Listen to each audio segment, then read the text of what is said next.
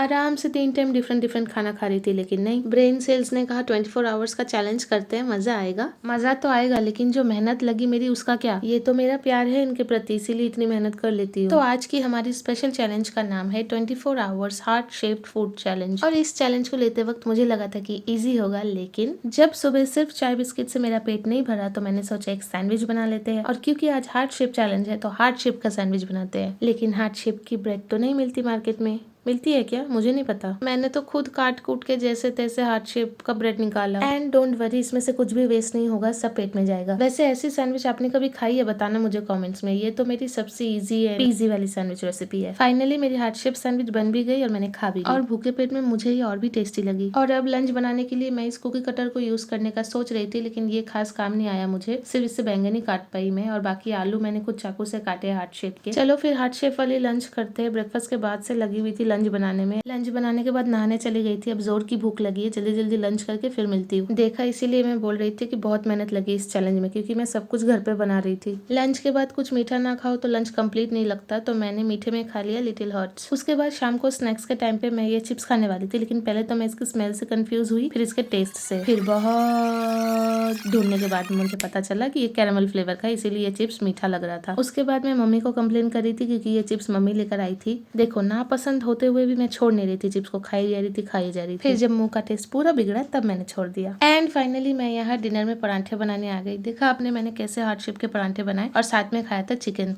तो इसी के साथ होता है मेरा चैलेंज कंप्लीट। Okay bye.